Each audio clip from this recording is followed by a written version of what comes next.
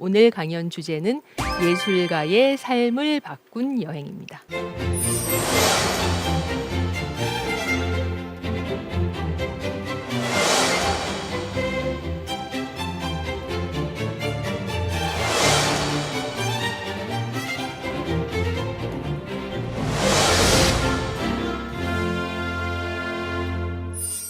여행이라는 개념은 언제부터 존재했을까요? 그리고 예술가들이 이 유럽의 여러 도시와 국가 중에서 가장 가고 싶어 했던 곳은 어디였을까요? 정답은 이탈리아, 그리고 그 중에서도 로마입니다. 그러나 아주 오랜 옛날부터 예술가들이 자유롭게 여행과 유학을 떠날 수 있었던 것은 아니었어요. 왜냐하면 이 여행이라는 개념은 1500년대, 1600년대까지도 사실 그리 일반적인 개념이 아니었습니다. 우리가 알고 있는 여행 또는 유학의 의미로 자기의 기술을 연마하고 더 나은 세계를 발견하기 위해서 여행을 떠난 최초의 화가는 뉘른베르크의 알브레히트 듀러입니다.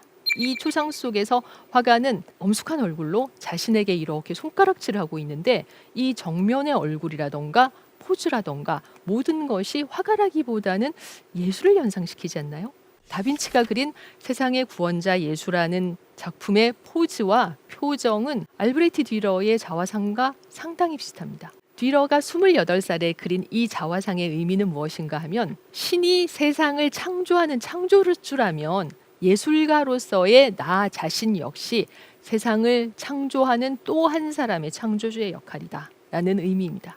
그래서 듀러는 지금 엄숙한 얼굴로 또는 창조주의 고독과 우수마저도 느껴지는 표정과 포즈를 취하고 있습니다. 이 초상을 보면은 우리는 듀러에 대해서 그가 상당히 자의식이 강하고 그리고 예술가로서의 자신의 일에 참 큰 자긍심을 갖고 있는 사람이었구나라는 생각을 하게 됩니다.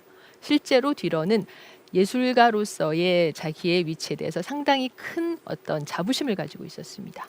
그리고 그런 자부심을 좀 더 발휘하기 위해서였을까요? 어린 시절부터 듀러는 예술의 선진국이었던 이탈리아로 유학을 떠나게 됩니다. 듀러가 처음으로 유학을 떠나서 그린 자화상을 보면 독일 사람 같지 않죠? 의상부터가 딱 봐도 이탈리아 사람의 의상입니다. 실제로 베네치아에서 듀러가 머물던 당시에 그린 자화상이고 이 의상의 이름이 젠틸루오모라고 해요. 베네치아의 남자들이 좀 좋은 자리에 갈 때 입어야 하는 일종의 예복 같은 의상이었습니다. 듀러는 이 첫 번째의 이탈리아 유학에서 상당히 큰 성과를 거두고 돌아왔지만 거기에 만족하지 않았습니다. 듀러가 떠난 여행의 경로를 한번 볼까요?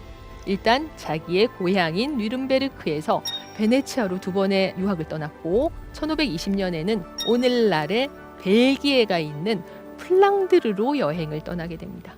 굳이 여행을 떠날 이유는 사실 없었어요. 특히 이 플랑드르 여행 같은 경우는 1년 정도 듀러가 머물렀는데 거기서 여러 가지 판화도 그리고 초상도 그려서 돈을 벌기는 했지만 쓴 경비가 자신이 이 여행에서 그림을 그려서 그리고 그림을 팔아서 얻은 수익보다 더 많았답니다. 한마디로 경제적으로는 손해를 본 여행을 떠났던 셈인데요. 그렇게 여행을 떠났던 이유가 무엇이었을까요? 듀러의 그림이 거기에 대한 대답을 해주는 것 같습니다. 듀러가 1502년에 그린 산토끼입니다. 털의 표현이나 눈과 코, 앞, 발과 발톱 같은 부분의 표현들이 거의 사진을 연상시킬 만큼 아주 세밀하고 또 선명합니다. 듀러와 동시대의 사람들은 듀러가 이 산토끼를 그린 것을 보고 살짝 이해를 못했을 거예요. 왜냐하면 그때까지 그림이라는 것은 좀 더 엄숙하고 그리고 뭔가 가치 있는 존재, 예를 들면 뭐 예수의 모습이나 성모자라던가 그것도 아니면은 군주의 초상이나 이렇게 가치 있는 존재를 그리는 것이 그림의 역할이다라고 사람들은 생각하고 있었습니다. 그런데 이 듀러 시기의 산토끼는 동네에 굉장히 많은 우리로 따지면 길고양이보다 더 흔한 존재였거든요. 당시 사람들의 어떤 생각을 가치관에 비추어 보면 그런 존재를 그림으로 그려서 물감을 낭비할 이유가 하나도 없었거든요. 그래서 듀러는 이 그림을 그린 이유를 이렇게 설명합니다. 자, 봐, 이 토끼는 지금 기도를 하고 있어. 이렇게 손을 앞으로 모으고 있잖아. 라고 이야기를 했습니다. 이건 물론 듀러가 지어낸 이야기겠죠. 토끼가 기도를 할 리가 없죠. 듀러는 말 그대로 토끼를 그리고 싶어서 그린 겁니다. 자기 주변의 사물, 자연 이런 것들을 모두 예술가의 눈으로 관찰하는 것이 듀러의 생각이었습니다. 마치 레오나르도 다빈치의 관찰력을 연상케 하는 그런 부분입니다. 실제로 듀러는 다빈치와 상당히 흡사한 성격의 소유자였던 것 같습니다. 그래서 자신이 떠난 여행에서도 이렇게 여행길에 만난 도시와 거리를 스케치하기도 했는데, 이런 그림이 그려질 때 풍경화라는 장르가 존재조차도 하지 않았을 때입니다. 듀러는 상당히 혁신적인, 그 당시 사람들의 어떤 생각을 훨씬 뛰어넘는 사고방식의 소유자였고, 그렇기 때문에 자기의 주머니에서 돈을 쓰는 한이 있더라도 세상을 보고 자신의 견문을 넓히고 그리고 예술가로서 영감을 얻기 위해서 여행을 가는 것이 듀러에게는 충분히 가능했을 것 같습니다. 듀러가 자신의 주머니를 털어서 고향 뉘른베르크에서 플랑드르로 여행을 떠난 지 한 세기 정도 시간이 흐른 후에 이번에는 플랑드르에서 남쪽으로 이탈리아로 유학을 떠난 또 한 명의 걸출한 화가가 등장합니다. 그의 이름은 페테르 파울 루벤스죠.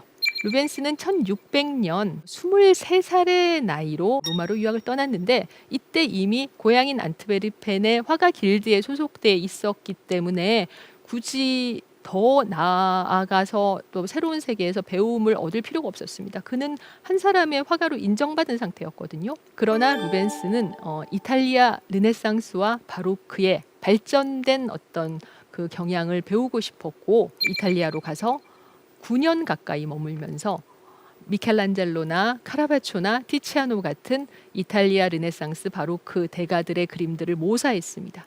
그리고 루벤스는 마치 물을 마시듯이 이 뛰어난 화가들의 작품 경향을 모두 자신의 것으로 만들었습니다.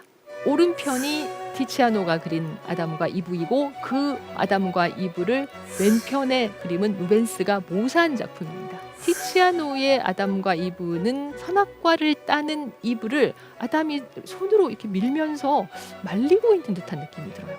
그러나 루벤스의 아담과 이브는 아담이 이브를 말린다기보다는 이렇게 몸을 앞으로 기울이면서 뭔가 선악과에 흥미를 보이고 있는 듯한 그런 느낌이 좀 들죠.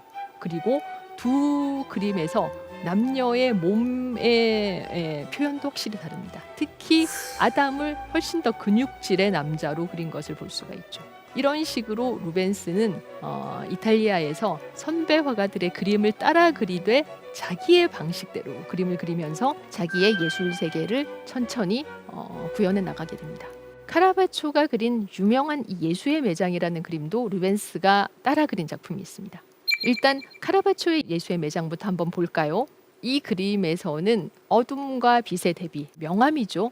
이탈리아어로는 키아로스쿠로라고 하는데, 이 어둠과 빛의 대비를 극명하게 한 점이 일단 눈에 띄고, 그림의 구도는 금방이라도 이 남자들이 죽은 예수의 몸을 떨어뜨릴 듯이 약간은 불안하고 급박합니다. 대각선 구도죠. 오른쪽 위에서 왼쪽 밑으로 대각선을 그으면 그 선에 따라 등장인물들이 배치되어 있습니다. 오른쪽 맨 끝에 있는 여성은 지금 약간 실성한 것 같아요. 소리를 지르면서 두 손을 하늘로 들고 있습니다. 한마디로 이 그림은 예수가 죽어서 매장되는 장면이지만 조금 무섭게 느껴지지 그렇게 슬프게 느껴지진 않죠. 루벤스는 이 그림을 보고 자신의 스타일로 재창조합니다.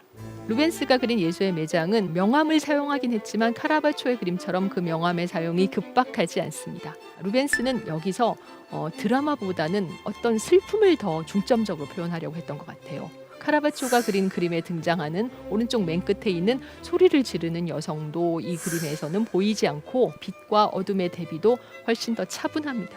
등장인물들은 눈물을 흘리면서 예수의 매장을 슬퍼하고 있습니다.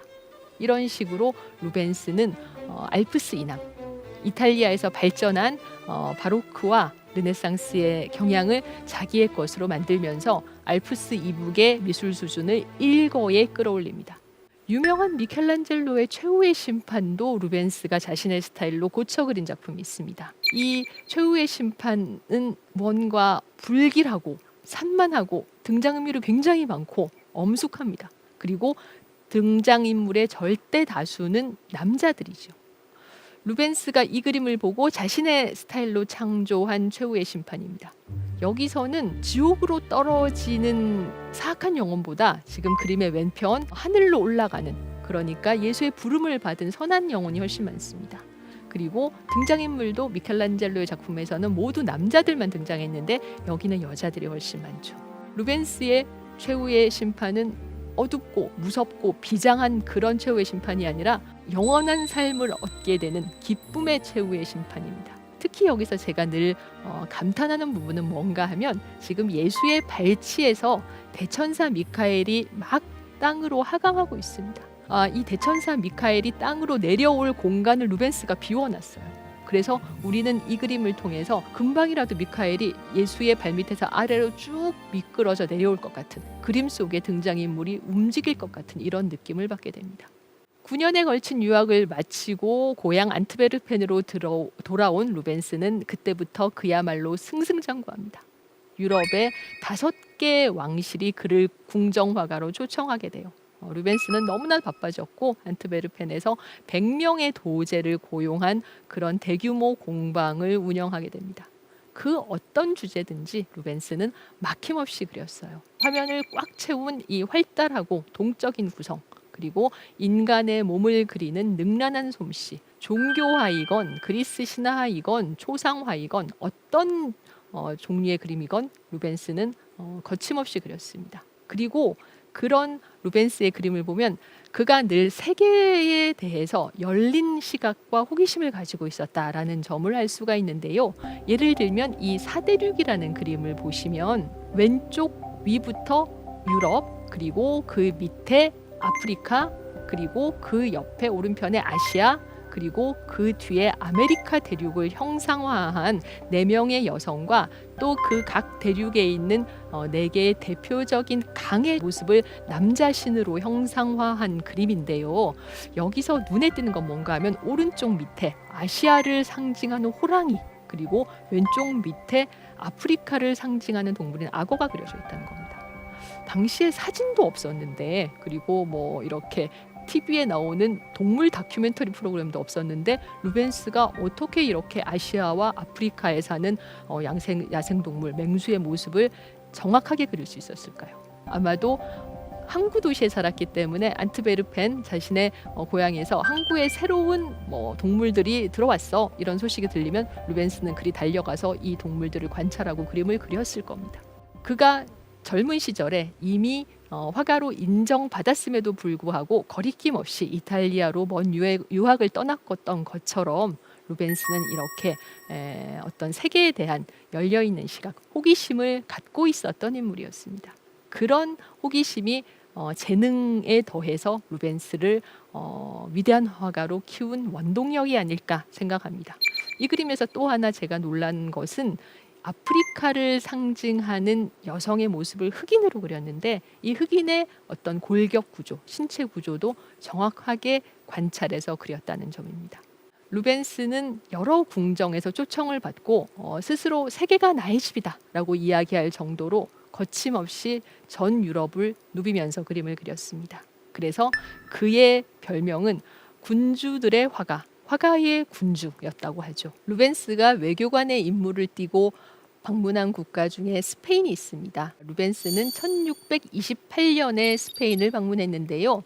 이 마드리드의 왕궁에서 루벤스의 방문을 애타게 기다리고 있었던 화가가 있습니다. 바로 루벤스보다 22살 연하이고 스페인 국왕 펠리페 4세의 궁정화가였던 벨라스케스입니다. 벨라스케스는 루벤스가 스페인을 찾아오자 자신에게 뭔가 한 수 가르쳐 주기를 청합니다. 루벤스는 벨라스케스의 그림을 보고 그의 그림에 어떤 절제된 아름다움이 있다라고 말했어요. 한마디로 이 후배 화가의 재능이 예사롭지 않다는 것을 알아차린 것이죠. 그리고 루벤스는 벨라스케스에게 권합니다. 이탈리아 유학을 가라고. 그리고 벨라스케스는 펠리페 4세에게 막 졸라서 저 제발 이탈리아 유학 좀 보내주세요 이렇게 졸라서 그 이듬해인 1629년에 마드리드에서 이탈리아 로마로 유학을 떠나게 됩니다. 벨라스케스는 20대 중반부터 펠리페 4세의 궁정 화가가 되어서 대단히 규범적인 방식으로 그림을 그려왔던 화가였습니다. 지금 보여드리는 이 펠리페 4세의 초상을 보면 검은 옷을 입은 펠리페 4세가 책상에 손을 얹고 서 있는데, 이 초상에서 본인이 왕임을 보여주는 그 어떤 표식이나 왕관이나 왕홀이나 이런 것들을 두르고 있지 않습니다. 그러나 그럼에도 불구하고 이 그림 속의 젊은이는 참으로 품이 있고 우아하고 뭔가 타고난 고귀함이 있는 그런 모습이죠. 이런 기품 있는 모습이야말로 왕다운 군주다운 모습이다라는 것이 벨라스케스가 이런 그림을 그린 이유였고, 그런 벨라스케스의 재능을 펠리페 4세는 일찌감치 알아봤던 거죠. 벨라스케스는 거의 30년 이상 이 펠리페 4세의 궁정화가로 일했는데, 궁정에서 늘 시키는 그림만 그려야 했으니 어찌 보면 그 삶은 대단히 답답했을 것 같아요. 재미가 없었겠죠. 그런 와중에 드디어 고대하던 로마 유학을 떠나게 됐으니 벨라스케스가 참 기뻤을 것 같습니다. 이 메디치 빌라의 정원이라는 그림에서 벨라스케스가 유학을 떠났을 때 얼마나 기뻤나라는 느낌이 좀 전해져 와요. 이 그림은 펠리페 4세가 시켜서 그린 그림이 아닙니다. 벨라스케스가 자신이 순전히 원해서 그린 그림인데, 이 메디치 빌라가 첫 번째 로마 유학에서 벨라스케스가 묵었던 숙소입니다. 요즘식으로 말하자면 우리가 여행을 떠나면 그 여행에서 묵었던 호텔이나 유스트 호스텔에서 나왔을 때 기념으로 그 호텔 사진을 찍는 경우가 있잖아요. 사진밖에 남는 게 없어. 이거 이제 다시 못 올 수도 있으니까 이 사진 영원히 간직하면서 여행에 대해서 추억해야지, 이렇게 생각하잖아요. 벨라스케스도 그런 이유로 이 메디치 빌라를 그린 것 같아요. 지금까지 벨라스케스가 그렸던 다른 그림들보다 상당히 가벼운 기분, 물감을 좀 묽게 해서 그림을 그린 것이 느껴집니다. 멀리 있는 새로운 곳으로 간 그런 벨라스케스의 흥분과 기쁨이 은근히 느껴지는 그림입니다. 이렇게 해서 첫 번째 유학을 마치고 1631년에 벨라스케스는 마드리드의 궁정으로 돌아가게 되는데, 그로부터 시간이 얼마 정도 흐른 후에 1647년에 벨라스케스는 두 번째 로마 유학을 감행하게 됩니다. 그리고 이 로마 유학에서 벨라스케스는 희대의 걸작인 이 거울을 보는 비너스라는 작품을 그리게 되는데요. 화장을 마친 비너스가 거울을 보고 있고, 그 거울을 들고 있는 이는 사랑의 신이면서 비너스의 아들인 큐피드입니다. 이런 식의 누드화는 이미 르네상스 시대에 티치아노나 조르조네 같은 이탈리아 화가들이 많이 그렸기 때문에 새로운 것은 아닙니다. 그리고 벨라스케스의 선배인 루벤스 역시 이렇게 거울을 보는 비너스를 그림으로 그린 적이 있어요. 그러니까 이런 그림을 보고 자신만의 거울을 보는 비너스를 그렸을 텐데, 이 루벤스의 거울을 보는 비너스를 보면 우리가 보는 것은 비너스의 뒷모습이지만 거울을 통해 비너스의 앞모습도, 얼굴도 우리는 볼 수가 있습니다. 그리고 그 거울 속에 비너스의 얼굴은 자신감에 차 있는 만족스러운 얼굴이죠. 화장하고 났더니 나 이렇게 이쁘구나, 난 왜 이렇게 예뻐? 이런 식의 얼굴이잖아요. 그러니까 이 그림에서 우리는 비너스의 얼굴과 비너스의 몸과 비너스의 어떤 그 기분까지도 다 알 수가 있습니다. 모든 것이 다 밝혀져 있는 그림입니다. 이 그림에서 오히려 눈에 띄는 것은 비너스 옆에 있는 비너스의 시녀인 듯한 인물이 흑인으로 그려져 있다는 것인데, 흑인의 어떤 신체적 특성, 골격 같은 부분을 상당히 정확하게 그린 것이 눈에 띄죠. 그렇지만 벨라스케스의 비너스는 좀 다릅니다. 일단 우리는 비너스의 뒷모습은 확실히 볼 수가 있습니다. 비너스의 뒷모습과 어깨와 화장을 다 끝낸 머리 모양 같은 것들을 통해서 그녀가 정말 절세미인일 것 같은 인상을 우리는 받게 됩니다. 그러나 정작 거울 속에 비친 비너스의 얼굴은 우리 눈에 잘 보이지 않아요. 그리고 그 얼굴 속의 비너스의 모습은 눈에 잘 보이지는 않지만 무언가 수심에 좀 잠겨 있는 것 같습니다. 그녀는 어떤 근심이 있는 것 같아요. 무엇이 이렇게 아름다운 비너스를 근심에 빠뜨린 것일까요? 거기에 대한 힌트를 그림에 벨라스케스가 담아놨습니다. 여기서도 거울을 들고 있는 인물은 이 사랑의 신인 큐피드인데, 이 거울에 분홍빛 리본이 감겨 있죠. 그리고 그 뒤편으로도 짙은 분홍빛의 커튼이 드리워져 있습니다. 분홍빛이라는 색깔이 우리에게 떠올리는 감정은 연정이죠. 핑크빛 감정, 연애 감정이죠. 그렇다면은 이 아름다운 비너스를 근심에 빠뜨리게 한 것은 연애 감정. 비너스가 지금 일종의 연애 감정에 빠져 있는 게 아닌가라는 생각을 우리가 이 그림을 보면서 자연스럽게 하게 되는 것이죠. 아무튼 이 그림은 그림 자체로도 뛰어나지만 벨라스케스라는 한 원숙한 화가가 우리에게 제시한 일종의 예술적 환영이 느껴지는 그림입니다. 우리는 자신도 모르게 그림에 조금씩 다가가면서 이 벨라스케스가 쳐놓은 예술적 환영이라는 그물에 걸리게 되는 것 같습니다.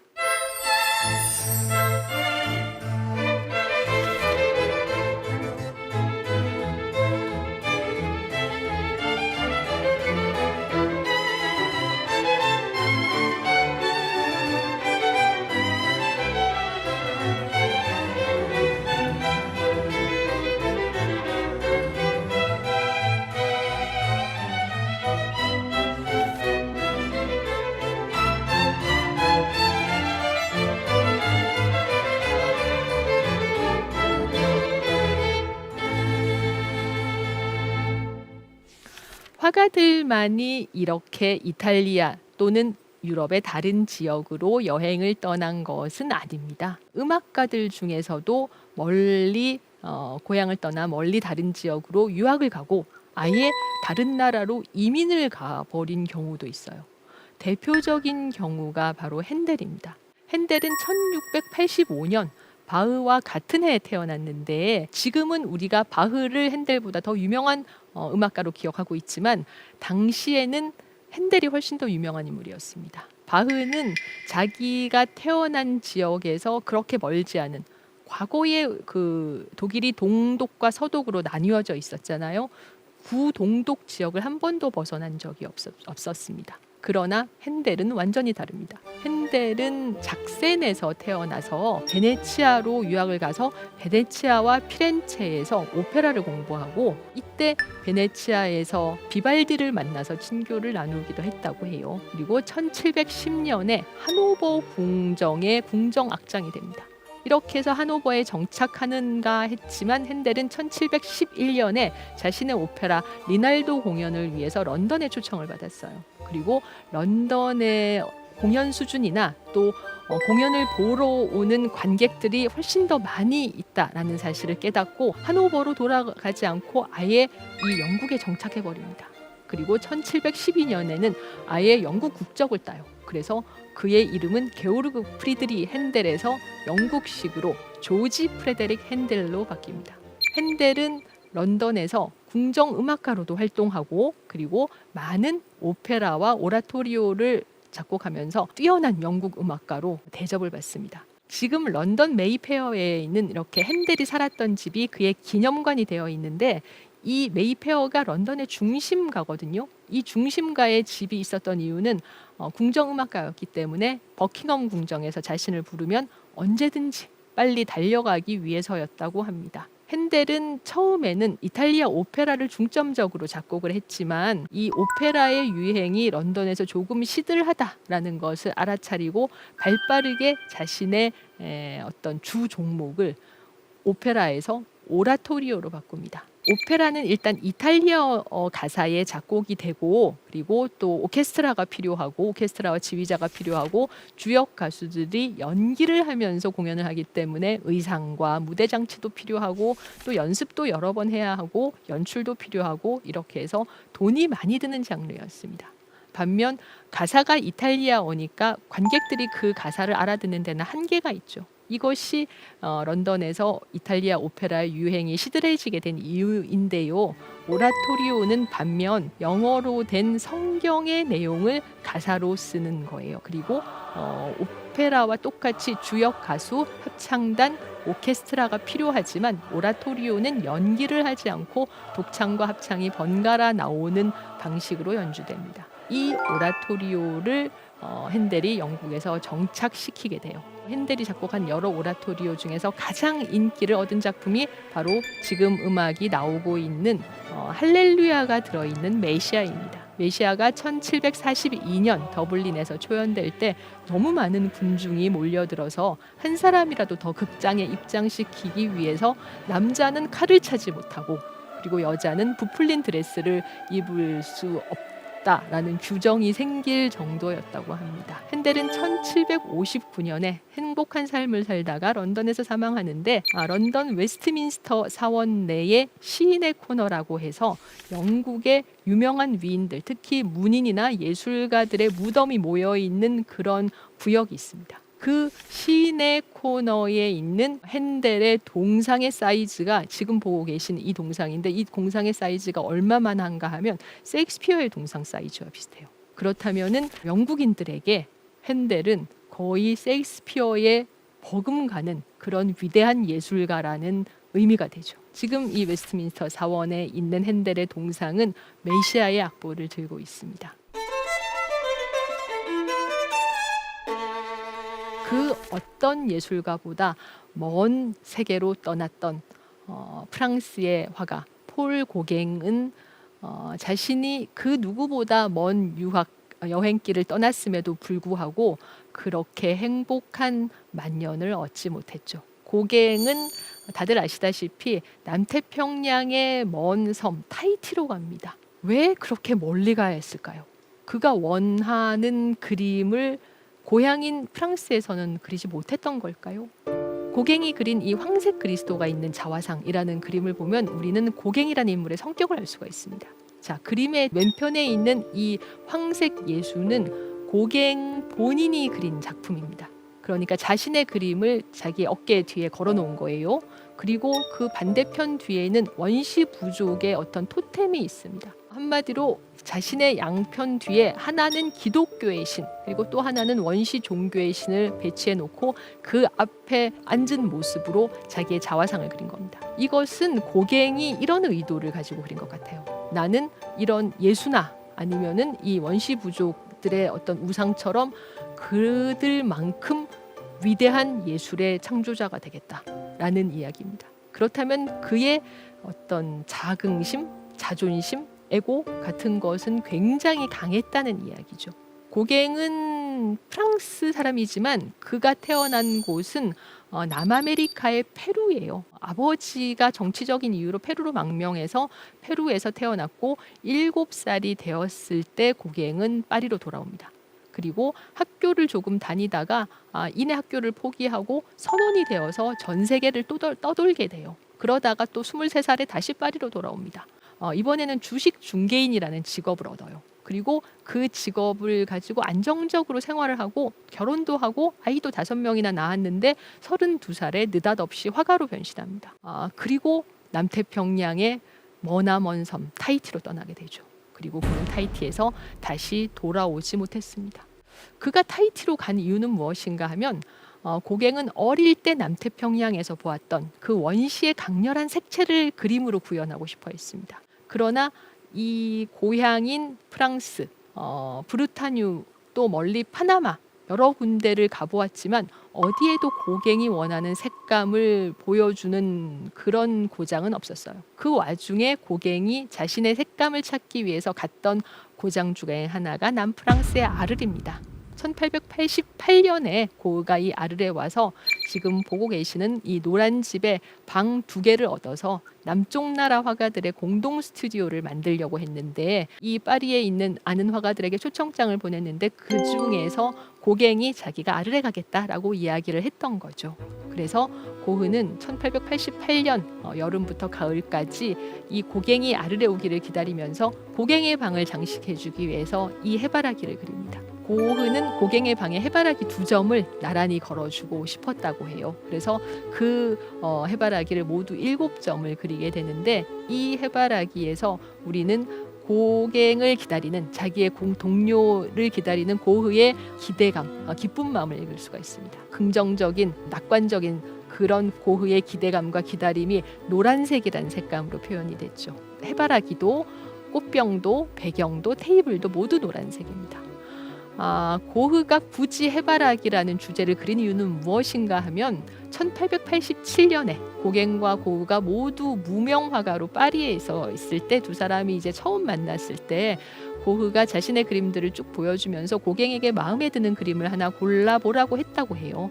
그때 고갱이 그린 고흐의 그림이 이 해바라기 그림입니다. 이 그림일 수도 있고 두 송이의 해바라기를 그린 그림일 수도 있습니다. 정확하게 알 수 없습니다. 왜냐하면 나중에 1891년 타히티로 갈 때 고갱은 여비를 마련하기 위해서 이 고흐가 선물로 준 그림을 팔게 됩니다. 아무튼 이렇게 해서 고흐는 고갱이 자신의 해바라기 그림을 좋아한다고 생각해서 이 해바라기를 그려서 고갱에 대한 자신의 어떤 마음, 환영의 뜻을 나타내려고 했던 것이죠. 아를로 와서 자기의 방에 고흐의 해바라기 2점이 걸려 있는 것을 고갱은 봅니다. 그리고 보답을 좀 해야 되겠다라고 생각을 했어요. 그 보답으로 고갱은 해바라기를 그리는 고흐의 모습을 그려서 고흐에게 선물합니다. 고흐는 이 얼굴, 해바라기를 그리는 자신의 모습을 보고 뜻밖의 말을 했습니다. 이 남자는 분명히 나야. 그런데 미쳐있는 나인 것 같아 라고 이야기를 했답니다. 무슨 의미로 고흐는 그런 이야기를 했을까요? 두 사람은 갈등을 빚기 시작했습니다. 한마디로 두 사람은 같이 살 수 있는 성격이 아니었습니다.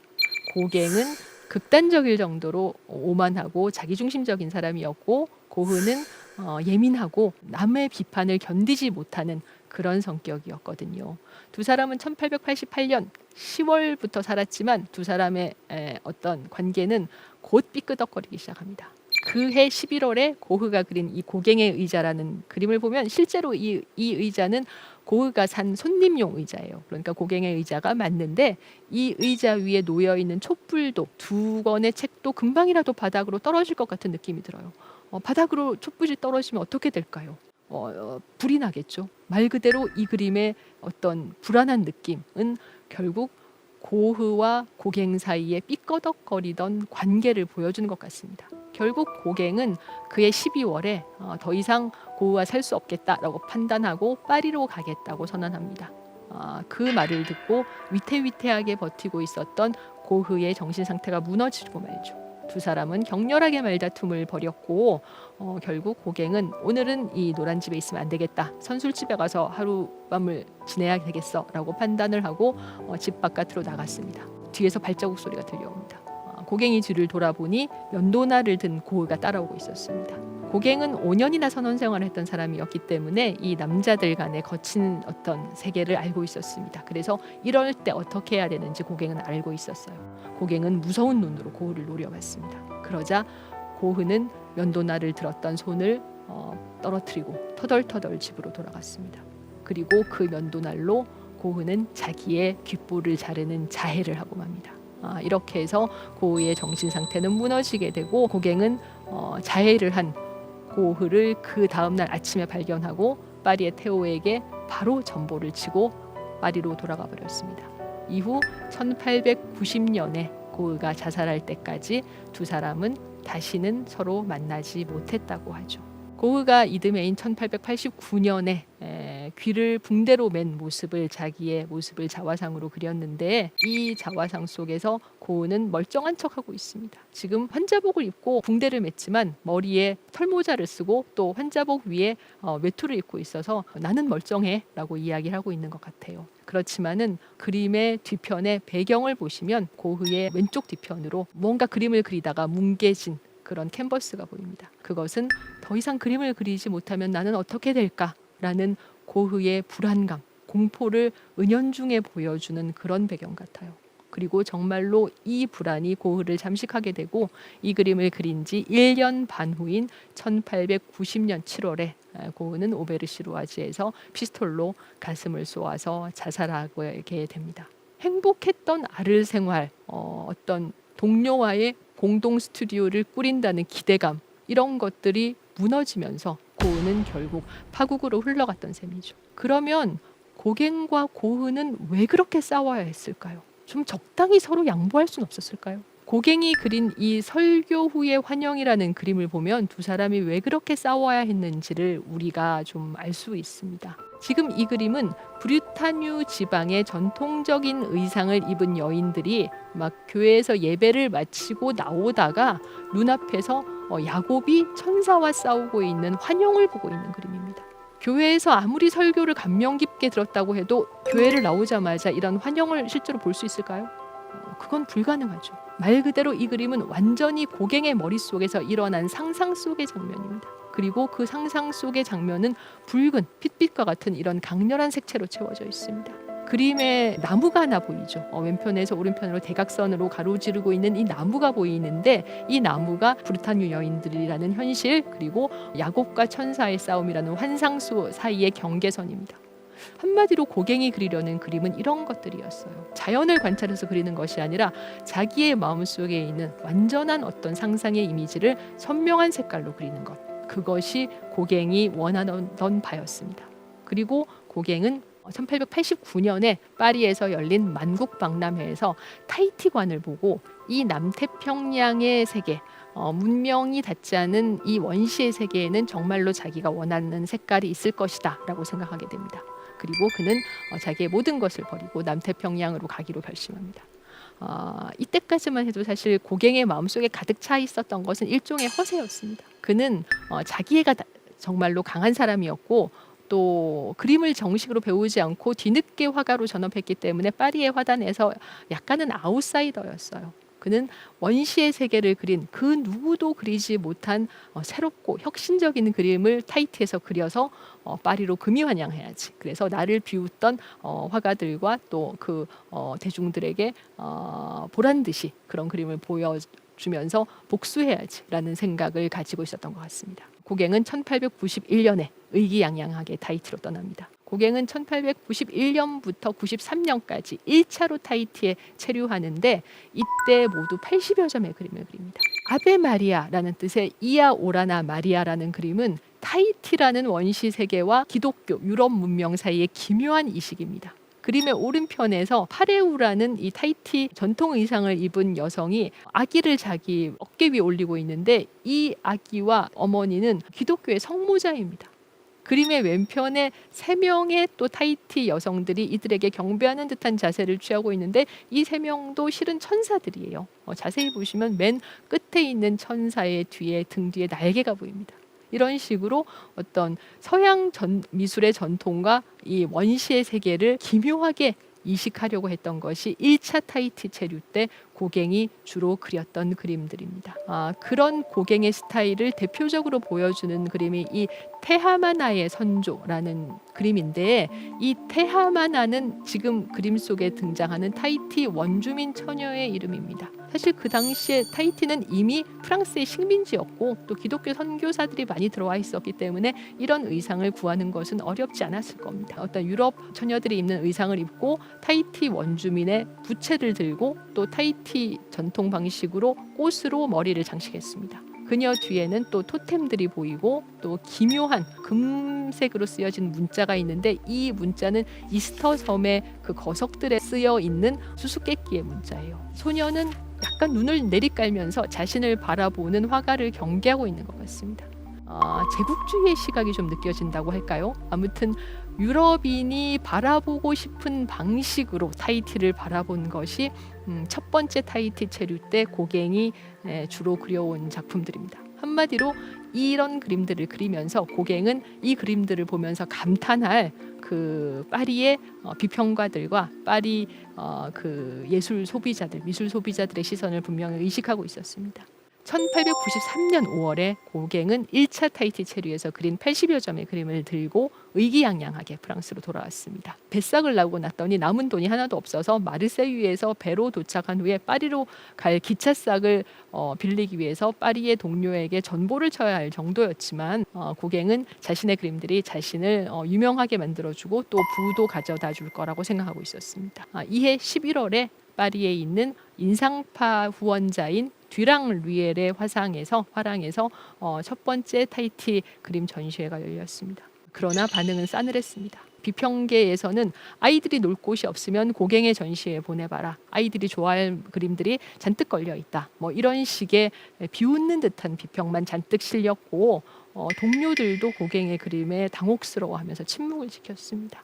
49점의 그림을 출품했는데 10점밖에 팔리지 않아서 나머지 39점은 고갱이 다시 되사야 했을 정도였다고 해요. 더구나 고갱은 또 이 타히티에서 2년 동안 있으면서 안 그래도 독선적인 성격이었는데 더욱 독불장군이 되어서 파리의 사람들과 끊임없이 싸우고 소송을 하고 몸을 다쳤습니다. 주식 중개인 시절에 결혼했던 그 가정은 이미 해체되었고 고갱의 아내는 메테라는 이름의 덴마크 여성이었는데 아이들을 데리고 다 덴마크로 가버렸기 때문에 고갱은 아이들도 아내도 만날 수 없었습니다. 그러자 이제 화상들은 고갱에게 권유를 해요. 차라리 그냥 다시 타히티로 돌아가라. 타히티에 가서 그림을 그려서 보내는 게 낫겠다. 네가 그림을 그려서 보내면 그 그림은 우리가 사주겠다. 이렇게 이야기합니다. 1895년에 고갱은 이번에는 울면서 파리리옹역을 떠났습니다. 마지막 어떤 가능성으로 같이 타히티에 갈 동료들을 찾아봤지만 그 누구도 고갱을 따라서 먼 타히티까지 따라 나서지 않았습니다. 고갱의 나이는 이미 47이나 되었고 또 지나친 음주와 이 원주민 처녀들과 살면서 얻은 성병으로 몸도 망가진 후였습니다. 이후로 고갱은 타히티에서 다시 파리로 돌아오지 못합니다. 왕의 아내라는 제목의 이 그림에서 고갱은 타히티를 원시의 어떤 낙원, 에덴 동산으로 그리려고 했습니다. 그림의 중앙에 있는 나무에 보면 또아리를 틀고 있는 뱀이 보이죠. 그렇다면 지금 이 여성은 검은 피부의 이브가 아닐까요? 아직 뱀의 유혹을 받지 않은 선악과를 먹지 않은 이브가 있는 공간은 낙원이죠. 에덴 동산이죠. 그러나 그 누구보다도 고갱 본인이 타히티가 그런 원시의 낙원도 에덴 동산도 아니라는 사실을 잘 알고 있었습니다. 고갱의 그림은 점점 더 어두워집니다. 1897년에 그린 이 두 번 다시는이라는 그림에서 엎드려 있는 타히티 처녀는 고갱의 정부 중에 한 명인 파우라라는 처녀입니다. 고갱은 매독에 감염돼 있었기 때문에 이 파우라는 고갱의 아이를 사산했습니다. 파우라는 어두운 얼굴로 누워있고 그 뒤에서 원주민 여성들이 무언가 쑥덕거리고 있습니다. 죽음을 상징하는 갈가마귀가 창틀에 앉아있고 네버모 두 번 다시는 이라는 그림의 제목이 그 옆에 써 있습니다. 그러자 고갱이 평생 동안 갑옷처럼 두르고 있었던 어떤 허세와 오만이 드디어 무너져 내립니다. 고갱은 절망 속에서 자살을 기도했지만 그마저 실패합니다. 그는 타히티에 온 것은 완전한 미친 짓이었다. 내 인생은 이 타히티에 오면서 파멸해버렸다라고 이야기하지만 이제 거꾸로 고갱은 참다운 걸작들을 생산하기 시작합니다. 고갱이 자신의 유언 대신으로 그린 우리는 어디서 왔으며 우리는 무엇이고 어디로 가는가라는 이 긴 제목의 그림은 길이 4m에 3배에 그린 그림입니다. 여기서도 고갱은 자기가 머물고 있는 타히티를 그렸는데 이 타히티의 남자와 여자들, 아이들, 노인들, 또 타히티의 원시신앙 토템들, 새와 동물들이 그려져 있지만 여기는 더 이상 에덴 동산도 낙원도 아닙니다. 대신 고갱이 바라보고 있는 진실이 담긴 그림이죠. 고갱의 피를 토하는 유언과도 같은 이 그림은 파리로 가서 고갱의 다른 그림 8점과 함께 1000프랑이라는 헐값에 팔렸습니다. 모네의 루앙성당 연작 한 점이 15,000프랑에 팔릴 때입니다. 고갱은 1903년에 타히티에서 사망하는데 죽기 얼마 전에 단정하고 차분하게 이 의자에 놓여있는 해바라기를 그렸습니다. 타히티에는 해바라기가 나지 않습니다. 이 그림을 그리기 위해서 고갱은 일부러 파리에 부탁해서 해바라기 씨를 얻어왔습니다. 그리고 그 해바라기 씨를 집에 정원에 심어서 해바라기를 얻자 그 해바라기들을 꺾어서 의자에 놓고 그림을 그린 것입니다. 어찌 보면 쇠약해진 고갱의 머리 뒤에는 머릿속에는 10년 이상 전에 세상을 떠난 불쌍한 동료, 자신을 위해서 해바라기를 그려주었던 고흐의 기억이 되살아났을지도 모르겠습니다. 고흐가 1888년에 고갱을 기다리면서 그린 해바라기는 마치 태양과도 같이 환한 노란빛이었습니다. 그러나 고갱의 해바라기에는 더 이상 그런 빛이 보이지 않습니다. 고갱의 거의 마지막 그림인 이 원시의 이야기에는 첫 번째 타히티 체류에서 그렸던 타히티 여성들, 화려하고 알록달록한 치마를 입은 그런 타히티 여성들이 그려져 있지 않습니다. 어둡고 무뚝뚝한 표정의 이 여성들이 정말 타히티 여성들의 얼굴입니다. 그리고 그 옆에는 늙은 히피 같은 고갱이 그려져 있습니다. 고갱은 우리에게 무언가 말을 할 듯한 뾰족한 얼굴로 턱을 괴고 우리를 바라봅니다. 그러나 그는 우리를 그저 바라보기만 할 뿐 그 어떤 말도 하지 않습니다. 고갱은 죽기 얼마 전에 타히티에 온 것은 나의 숙명이었다. 그러나 여기에 온 것은 맞는 결정이고 나는 결국 여기에 올 수밖에 없는 운명이었다 라는 말을 했습니다. 한 인간으로서 고갱은 불행했지만 자신의 모든 인생을 버린 대신 위대한 예술을 얻는 것이 어찌 보면 타고난 방랑자 고갱의 숙명이었을지도 모를 일입니다.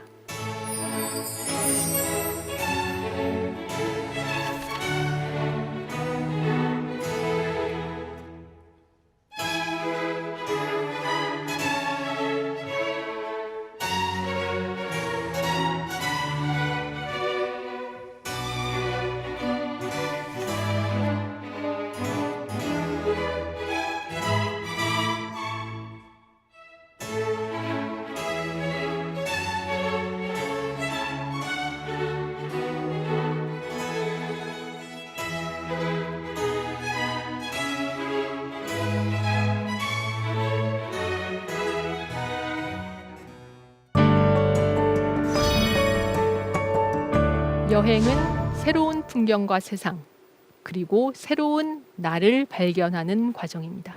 우리가 여행을 떠나고 싶어하는 이유는 단순히 낯설고 새로운 세상을 만나기 위해서만은 아닐 겁니다. 여행의 경험을 통해서 우리는 세상을, 그리고 궁극적으로 내 자신의 참다운 모습을 발견하게 됩니다.